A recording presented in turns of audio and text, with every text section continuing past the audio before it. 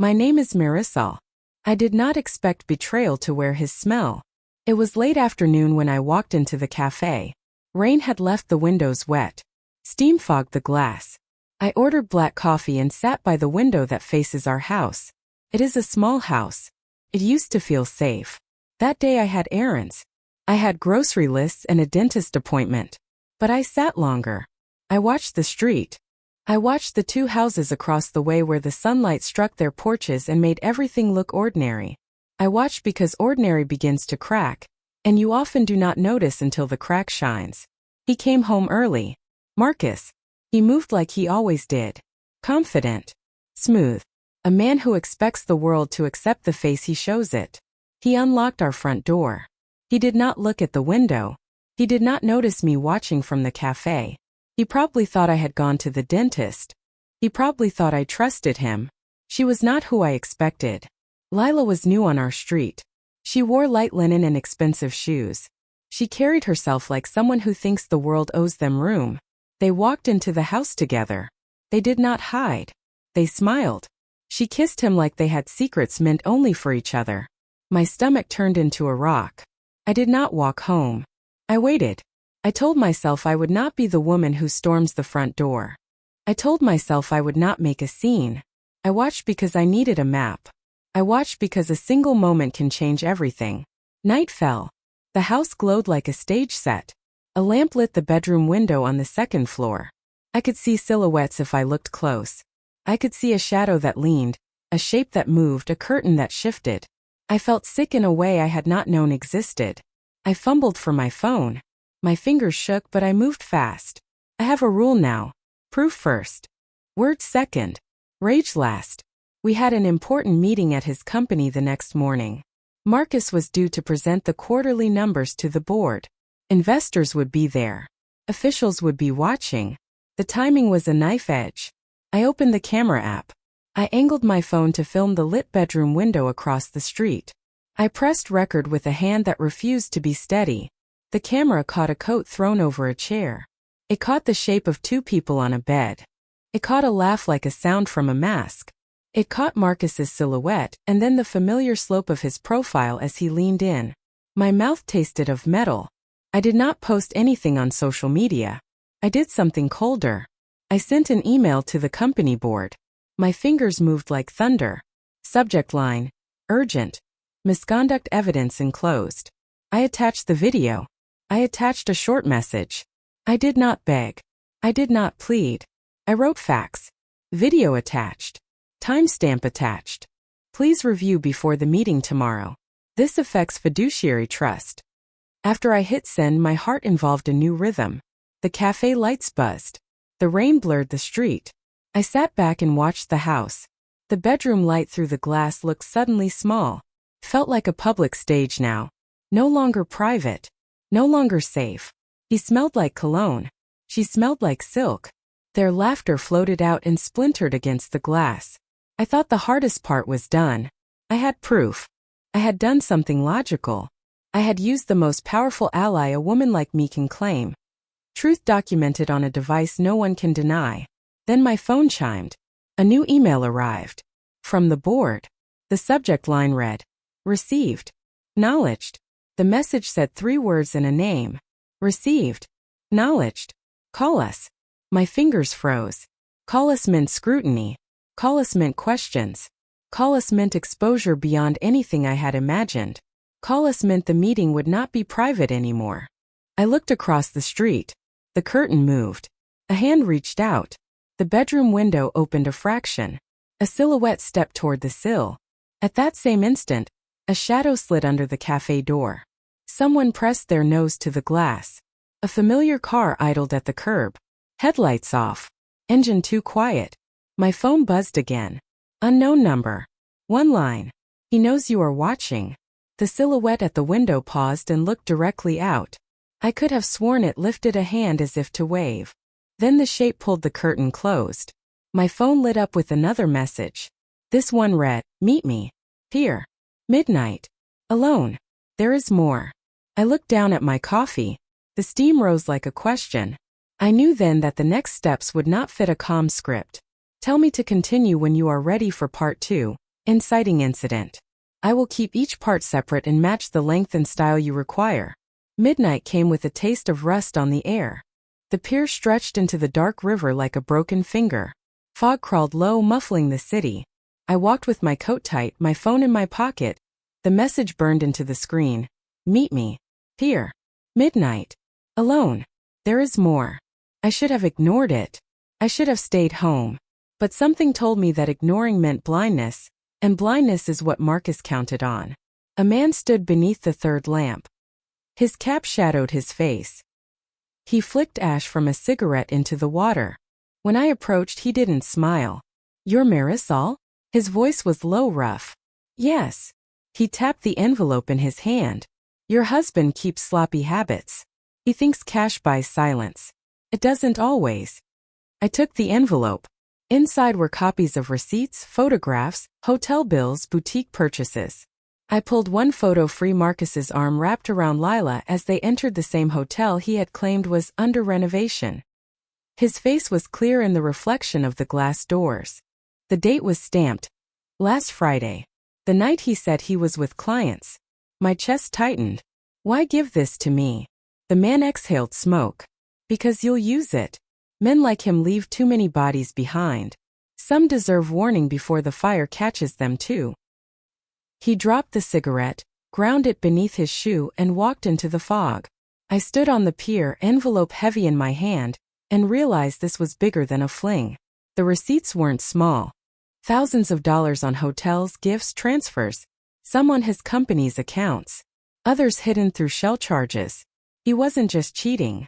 He was stealing. The next morning, Marcus acted as if nothing had shifted. He whistled while shaving, poured coffee, kissed my cheek like routine. I stared at the man who had turned our bed into theater, and wondered how he could look so normal. At the company breakfast, board members gathered in the hall outside the conference room. Suits, sharp voices clipped.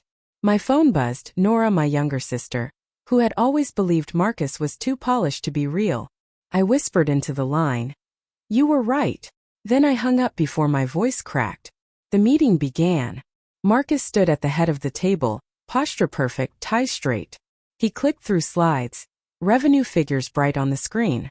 Applause followed his words like trained response. Then one man, Mr. Harris, a senior investor, raised a hand. Marcus, before we go further, I want to clarify some charges flagged on your last report. The room shifted. Marcus smiled, smooth as oil. Routine expenditures. All justified. But Harris held up papers. My papers. The envelope's proof now in his hands. Then perhaps you can explain why boutique slips and hotel suites are coded as business development. Marcus froze. For half a second his mask cracked. Then he laughed. Ridiculous. Anyone can forge receipts. His eyes darted around the table, searching for allies. The board murmured. Investors frowned. That was my moment. My phone buzzed again. Nora had uploaded the hotel video to a hidden drive and sent the link to every board member simultaneously. Notifications lit their phones. Screens glowed. Silence fell as one by one they watched the evidence. Marcus's face, caught in the hotel reflection. His hand on Lila's back. The timestamp undeniable. The chairman's voice cut the air. Marcus, this is serious. These are not accusations anymore. These are facts. Marcus tried to recover. My wife is vindictive. She staged this. She wants to ruin me because of a personal issue. I stood at the back of the room. Every head turned. My voice was steady. No, Marcus. I want to protect what you tried to bury. You did not just betray me. You betrayed them. Gasps rippled. Phones recorded. His empire trembled. Marcus slammed the remote onto the table. You'll regret this, Marisol. You don't know who you're dealing with. His eyes burned across the room. But as he shouted, my phone buzzed again. Another message from the unknown number. Boardroom was only step 1. If you want to survive step 2, trust no one inside that room. The boardroom fractured like glass under weight. Marcus stormed out, slamming the door, but the murmurs did not stop. Investors whispered to each other in tight, angry knots. Phones buzzed with messages that spread faster than fire. The chairman cleared his throat, voice sharp. Mrs. Caldwell, stay where you are. We'll need to hear more. Every eye was on me. My chest burned, but my voice stayed calm. You want more? I have more. You deserve the truth. That night I sat at my sister Nora's kitchen table with folders stacked high. She had brewed coffee so strong it tasted like ash. Harris, the investigator who had passed me the envelope at the pier, spread out photographs across the wood grain. He pointed with a blunt finger. Here. These dates. Notice how charges line up with quarterly reports. He isn't hiding just an affair. He's moving company money to fund it. Nora leaned closer, her jaw tight. How long? Months, Harris said. Maybe longer. He thought no one would track the boutique charges because they were small enough to vanish under miscellaneous. But small becomes big if you stack it. We're already past $70,000. I flipped through the receipts. Hotels coded as executive stays. Jewelry listed under client appreciation. Lingerie hidden inside vague invoices. Each slip of paper was another knife. I whispered. He thought I'd never look. He thought I'd stay blind. Harris nodded once. They all think that. But here's the catch, you have the advantage now. You can build a clean trail. Chain of custody. Timestamps. Digital backups. If this goes to court, it will stick. Nora pulled a small recorder from her bag. We start logging everything tonight.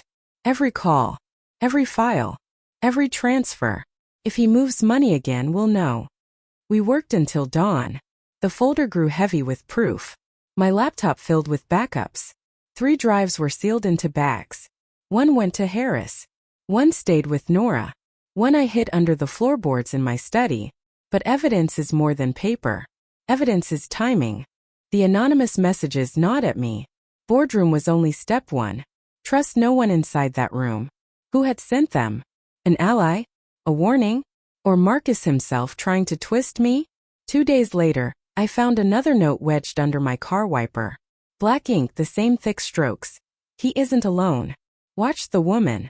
She's deeper in than you know. I froze. The woman. Lila. I followed the lead.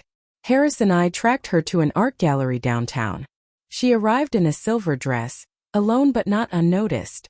She spoke with men in suits who looked more like sharks than patrons. Harris snapped photos. Their faces matched records he kept, names tied to shell companies Marcus used. Nora whispered. She isn't just a mistress. She's part of the laundering. My pulse hammered. Betrayal was no longer just personal. It was financial. It was criminal. That night, while Marcus slept on the couch pretending exhaustion from stress at work, I slipped into his office. I scrolled through his laptop, careful not to trigger alarms. Hidden folders. Password-protected files. Harris had given me a small drive that bypassed weak encryption. I copied everything. 1 file stopped me cold. Labeled simply, Investors Private. Inside were names, numbers, amounts moved. Payments to Lila under another alias. Payments routed through accounts in other countries. Enough to crush his credibility and put him in prison. The file transfer finished. My hand shook as I ejected the drive and slid it into my pocket. Suddenly the front door creaked. Marcus's voice echoed, rough and low. Marisol? Why are you awake? I snapped the laptop shut. Couldn't sleep. His eyes narrowed. He studied me for a long beat. Then he smiled, slow and cold. You've been restless lately. Careful. People might think you're unstable. My stomach turned. He walked past me into the kitchen. The sound of the fridge opening masked the thunder in my chest. I slipped upstairs with the drive pressed against my skin. In my room, my phone buzzed again. Another anonymous message. Good. You found the file. But if you want to use it, you must move fast. He is planning something for the next board meeting. And this time he won't just defend. He will attack. I stared at the message, the drive heavy in my hand. Outside the window, headlights flashed once and then disappeared into the night.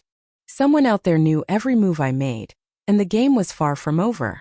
The drive felt like it burned in my pocket. Every second I carried it, I imagined Marcus's eyes finding it, his hand tearing it away, his smile when he thought he had cornered me. But I wasn't cornered. Not anymore. Called Nora first. She came before sunrise, slipping through the side gate with her jacket pulled tight. Her voice was sharp but calm. You can't do this alone. He's dangerous, Marisol. Not just cheating, he's laundering. You need a wall around you before you make your next move. I nodded, too tired for words. By mid-morning, Harris joined us. He spread his files across the dining table, his voice low. Marcus is reckless. He got sloppy because he thought no one would dare cross him. That's leverage. But leverage only matters if you have allies in the right places. Who? I asked. First, a lawyer who won't flinch. Second, someone inside the board who hates him enough to speak. Third, someone who can keep you safe when he realizes what you've done. Nora crossed her arms. The lawyer is covered. Mara owes me a favor. She's sharp, ruthless, and hates men like Marcus. I'll call her. Harris added. The board insider is trickier. But Harris, the chairman, already suspects fraud. He wants Marcus out, but he can't do it alone. If you give him the right proof, he'll back you. And protection? I asked. Harris leaned back, his eyes dark. That's me. But I need resources. You'll have to trust me. For the first time in weeks, I felt the edge of a plan forming. Not chaos. Not reaction. Strategy. That afternoon, I met Mara in her office downtown. She didn't waste time. She spread her hands on the desk, nails painted black. Show me. I slid the drive across. She plugged it in, scrolled through the files, and whistled low. This isn't just adultery. This is corporate fraud. This is tax evasion. This is enough to bury him. My voice cracked slightly. Will it hold? Oh, it'll hold, she said. But the way we use it matters. If we go straight to the authorities, Marcus will spin it as a bitter wife lashing out. But if we prepare, line up witnesses, back this with board members, then it's not just you versus him. It's everyone versus him. Her words steadied me. I wasn't powerless. I was building a case. That night, Nora and I returned home to find Marcus sitting in the living room, the television off, his hands steepled. His eyes tracked us as we walked in. You've been busy, he said softly. Running around. Meeting people. Plotting. I froze. Nora stepped forward. Don't start, Marcus. He smiled cold. Just remember, betrayal cuts both ways.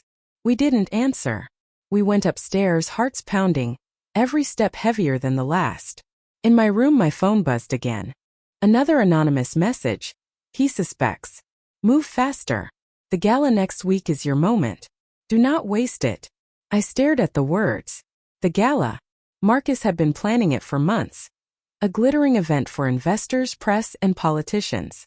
If I revealed the truth there, in front of everyone, there would be no recovery for him. But it was dangerous. Too public. Too exposed. He could fight back. He could twist it. Still, I knew the anonymous voice was right. This was the stage. This was the spotlight he built for himself, never knowing it would burn him alive. I closed my eyes, my fists tight. Nora whispered from across the room. So we do it at the gala? I opened my eyes. Yes. We end him where he feels strongest. On his stage. Downstairs, I heard Marcus's phone ring. His voice was low, urgent. Through the floorboards, one line carried clear. If she tries anything, make sure she doesn't walk out smiling. The gala was 10 days away. That gave us time and no margin for error. 10 days to build a trap that would look like a stage and feel like truth. 10 days to make sure every camera, every investor, and every legal hand saw the same thing. We met in pieces and we rehearsed like soldiers. Mara drew the plan on a legal pad with a black pen. Her lines were neat. Her voice was colder than the coffee. We are not doing a public accusation, she said. We are doing a presentation. Facts. Receipts. Videos. Witnesses. If we leave room for emotion, he will turn it into drama. We leave room only for proof. Harris mapped the logistics. He loves live feeds. He controls the room. We take control of the feed. 2 locked laptops. 2 independent streams. One goes to the gala projector. One to a secure cloud. If they cut the main feed, the backup goes live. If they seize hardware, the cloud still holds the files. Nora will be front row with the backup drive. Nora tapped her camera. I will stream on a private channel first. Then I will share the link with key board members and a few journalists we can trust. If the room goes dark, the link goes public. No one can bury the truth once it is online. Mara added a legal sequence. We contact the charity director 2 days before. We tell them we may present a compliance concern. We do not ambush. We request a time slot. That way he cannot claim we hijacked the event. We will also request an impartial auditor sign off on the receipts we present. If the auditor confirms the trail, the board cannot deny it without looking complicit. We lined up witnesses. Harris had an inside man, an accountant at Marcus's firm who had quietly flagged irregular transactions. He agreed to meet with the auditor and sign a statement. Another witness was a hotel employee who would confirm timestamps. Each person counted like a piece of armor. We built redundancy. 3 copies of every file. 2 encrypted cloud backups. A physical drive locked in Nora's bag and another sealed with Mara. Mara placed certified copies in a lawyer's envelope. If they try to out-argue a screen, paper will bite back, she said. We rehearsed the presentation in my sister's living room as if it were a cathedral. Slides rolled. Receipts glared. The video we filmed at the house played on loop. We timed the moments. We rehearsed my lines. This is not revenge. This is documentation, I said and meant it. My voice did not break. Security was never far from our plans. Harris arranged a private guard to shadow me to and from the gala. He also positioned a discreet vehicle a short distance away. If they try to intercept you on the way out, we move you to safe ground, he said. We block exits if we must. We get the files to the press. We keep you alive. His words were blunt. They landed like cold metal. We also built an escape. If the worst happened, we had a legal team ready to file emergency motions. Mara had a network. She could pull the evidence into court within hours. She could force holds on accounts. We do not want violence, she said. But we will use the law like a shield. The night before the gala we packed our gear. Nora hid the backup in a camera case. Harris tested battery packs and satellite hotspots. Mara slept in short shifts, her mind working as always. I lay awake listening for the car that had watched us for weeks. The street stayed still. Morning dawned. The gala hall smelled of roses and new polish. Servers moved like trained fish. Guests arrived in waves. Marcus walked in confident, as if nothing had shifted. He greeted people, hugged donors. He strutted toward the stage like a man who expected applause. We took our positions. Nora front row, camera live but muted. Harris in the back with the main laptop. Mara near the director with the sealed packet. I sat where I could be seen. The projector hummed behind us. The room felt full of electricity, like a live wire before a thunderstorm. Marcus took the stage. He spoke of vision and trust.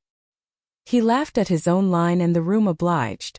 Then, almost as if on cue, his phone buzzed. He glanced down, frowning. He spoke with a softer edge. The director mouthed something behind the tech table. Harris's hand tightened on the remote. Nora's finger hovered over a screen. Mara's face was stone. I inhaled. The moment approached like a giant tide. My phone vibrated in my clutch. A new text from an unknown number. It read, he changed the layout. He moves the projector to the stage itself. He will live stream directly to his own channel. If you try your move now, the feed will be blocked and the files will be seized. Switch to plan B now. The text on my phone burned brighter than the chandelier above. He changed the layout. He moves the projector to the stage itself. He will live stream directly to his own channel. If you try your move now, the feed will be blocked and the files will be seized. Switch to plan B now. My throat tightened. The original plan was already in motion. Harris had the laptop connected. Nora was in her seat with the backup drive. Mara was ready with her legal documents. But if Marcus had shifted the setup, it meant he suspected we were coming. He wanted control of the projection, and if he had it, we would lose the stage in seconds. Nora's eyes found mine across the hall. She mouthed, "What now?" I swallowed. My hand shook around the clutch. Harris leaned forward in the back row. His face pale in the glow of the screen. Mara's jaw clenched, waiting. Marcus stepped to the microphone. His voice boomed through the hall, smooth as ever. Tonight we celebrate growth. We celebrate family. We celebrate a vision that belongs to all of us. Applause filled the air. His investors smiled like he had already won. The projector behind him flickered to life. His logo bright and sharp. His live channel set to record everything. Panic threatened to climb my spine, but then I remembered Mara's words. Redundancy is survival. I stood. Slowly, carefully. The sound of my heels on the polished floor turned heads. My voice cut the hum. Excuse me, Marcus. You forgot to thank one more person. Me. Gasp spread. Nora's phone lifted, her stream no longer hidden. Harris moved his fingers fast, rerouting the laptop signal to piggyback on Marcus's feed. Mara rose with the sealed envelope in her hand. Marcus's smile faltered. Marisol, sit down. This is not your stage. I kept walking toward the front. On the contrary, Marcus, this stage belongs to everyone in this room. The investors, the donors, the families who trusted you. I raised my phone, and the people watching live. Nora's stream went public. Notifications pinged around the room as phones buzzed with alerts. Harris nodded. Our files were syncing to Marcus's own channel, locked into his broadcast system.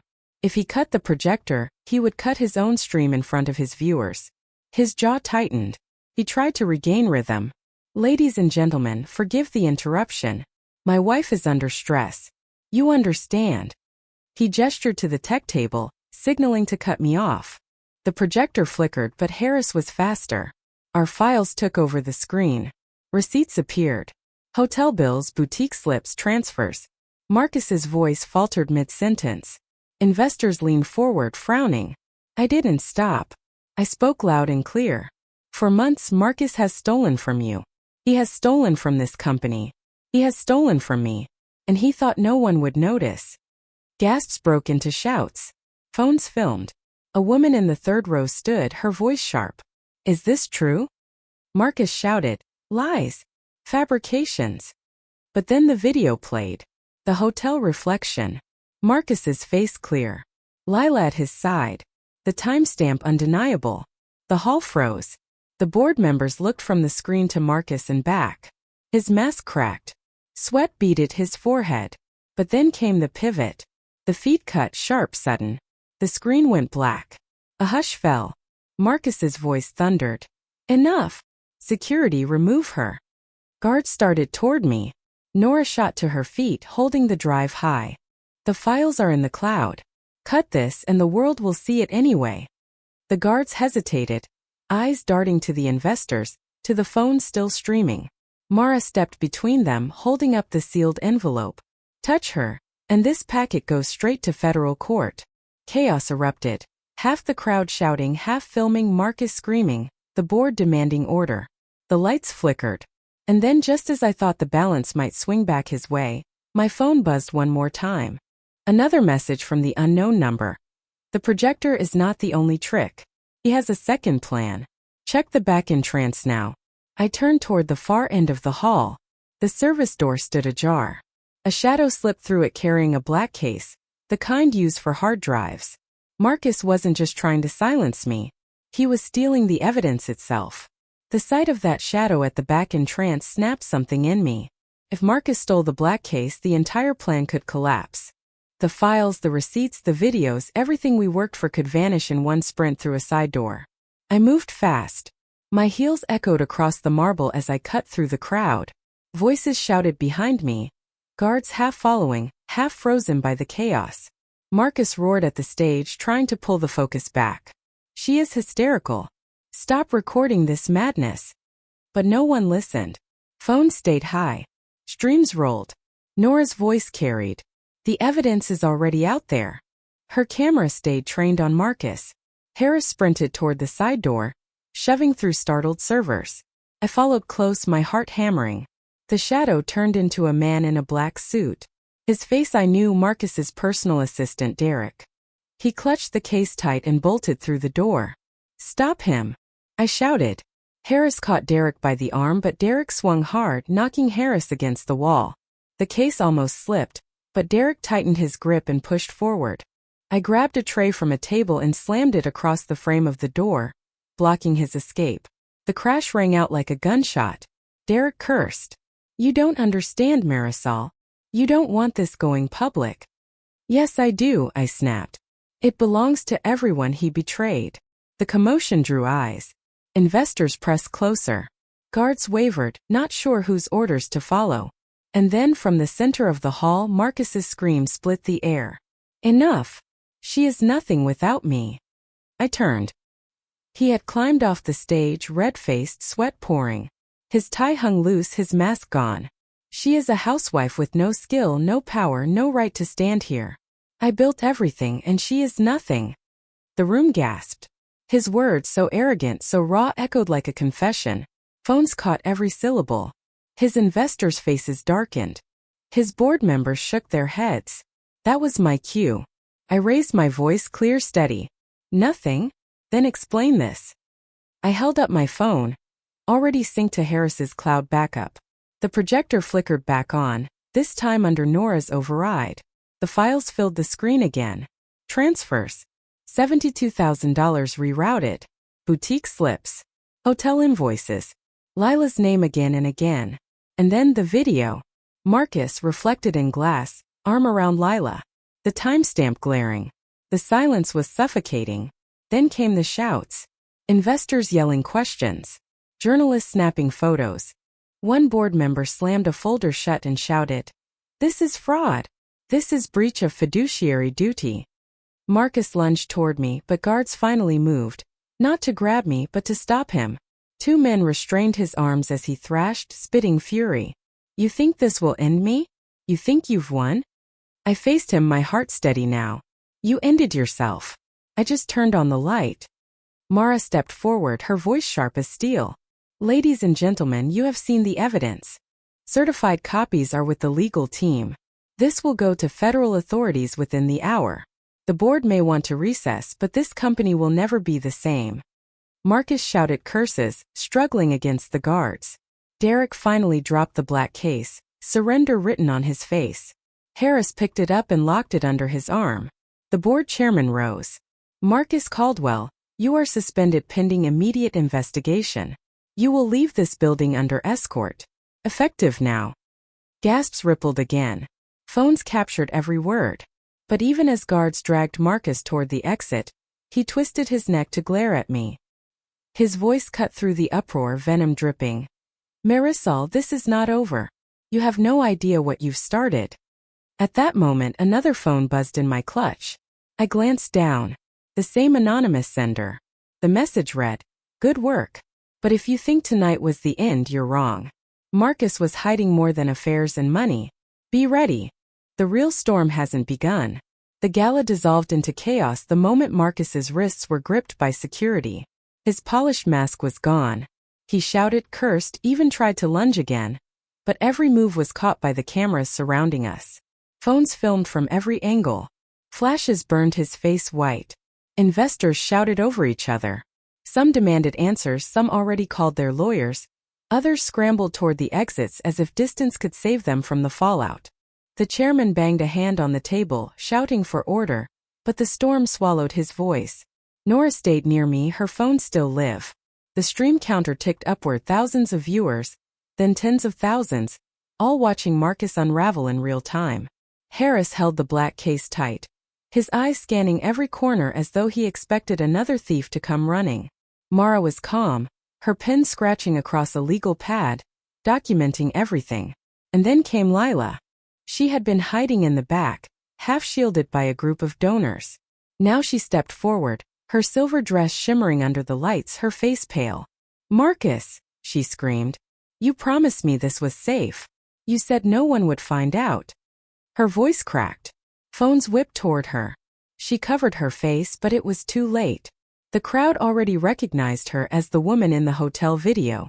Gasps broke out, curses followed. One investor pointed at her with a trembling hand. "She's part of it." Marcus bared his teeth, shouting back at her. "Shut up. Don't say a word." But she shook her head, wild-eyed. "No, you dragged me into this. You said everything was under control. You told me she was weak." Her eyes snapped to me, and for one split second I saw regret or fear. Reporters surged closer. Microphones stretched. Questions bombarded the air. "Was this embezzlement? Did you know about the mistress? Are you filing charges tonight?" The guards dragged Marcus toward the side exit. He fought like a cornered animal, his voice hoarse. She set me up. She staged it all. But the files on the projector, the receipts, the timestamps, the trembling woman in silver, none of it could be staged. Nora leaned into my ear. It's going viral right now. Streams are everywhere. Even if he shuts down one, 10 more pop up. He can't bury this. Still, I couldn't shake the chill from the anonymous message. This isn't the end. As Marcus was hauled out, the board chairman took the stage. His face was pale, his voice steady. Ladies and gentlemen, tonight has revealed misconduct of the highest order. Effective immediately, Mr. Caldwell is suspended. This company will cooperate fully with authorities. Applause didn't follow. Only a low rumble of shock, anger, and whispers. But the words were recorded. Binding. Marcus's downfall was sealed in front of every witness. Then the press turned their lenses on me. Lights flared. Voices demanded. Mrs. Caldwell, when did you know? How long did you prepare this? Do you plan to press criminal charges? I steadied myself, my voice strong. The truth belongs to all of us. He betrayed me, yes, but he also betrayed every one of you. Tonight, the evidence speaks louder than he ever could. I will not be silent, and I will not back down. For a moment silence fell. Then the crowd erupted again. Some clapped, others jeered, but the cameras didn't look away. The spotlight was mine now. Mara whispered at my side. We should leave. You've made your point. Don't let them trap you in endless questions. We need to secure the next steps. We moved through the press wall, guided by Harris and the private guard he had arranged. Outside, flashing red and blue lights lit the night. Police vehicles already pulling in. Reporters swarmed. Nora streamed every second, her voice steady. We're leaving the gala now. You saw the proof. You saw his mask fall. Marcus was shoved into a patrol car as we emerged. He twisted against the cuffs, his face red. He caught my eyes across the flashing lights. This isn't finished, Marisol, he spat. You've started something you can't stop.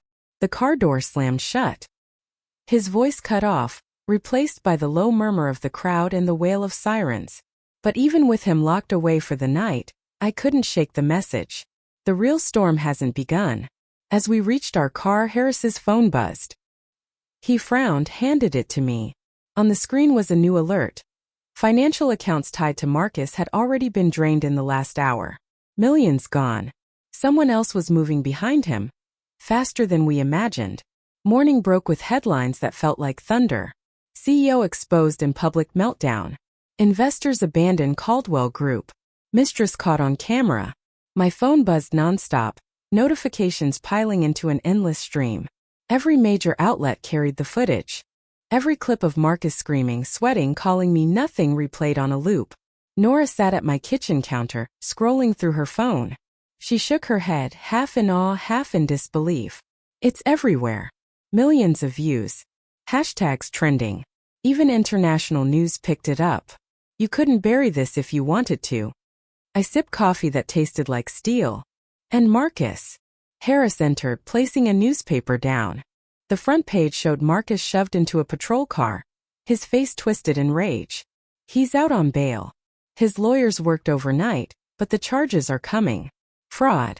Embezzlement. Breach of fiduciary duty. His investors filed civil suits before dawn. His name is finished. Mara arrived an hour later with a briefcase. She spread documents across the table. They're moving fast. Courts have already frozen accounts tied directly to him. But here's the twist. Large sums vanished before the freeze. Someone moved them offshore. We suspected he had accomplices. Now it's certain. I felt the weight of the anonymous warnings settle deeper. So he wasn't the only one. Exactly, Mara said. This runs wider. We'll need to be prepared. But for now you stand stronger than ever. Public opinion is with you. The board is scrambling to distance themselves. They're even asking if you'll help restructure the company. The irony made me laugh, bitter but true. The same people who looked away now want me to save them. Mara's eyes narrowed. You don't owe them anything. But you can use this. Leverage is power. Don't waste it. By midday, reporters camped outside the gate.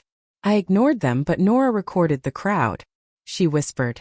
Every question they shout is the same. How did she find the strength? What's her next move? They're not asking about him anymore. They're asking about you. Still, the message haunted me. The real storm hasn't begun. That evening the phone rang. The number was blocked. I almost didn't answer, but curiosity won. A man's voice, low, measured. Impressive work last night. You did more damage in one evening than regulators managed in years. But Marcus is not the only problem. The networks he touched, money laundering, shell companies, offshore accounts, they don't like being exposed. You've made enemies. Who are you? I asked. Think of me as a watcher, the voice said. You'll see me again when the time is right.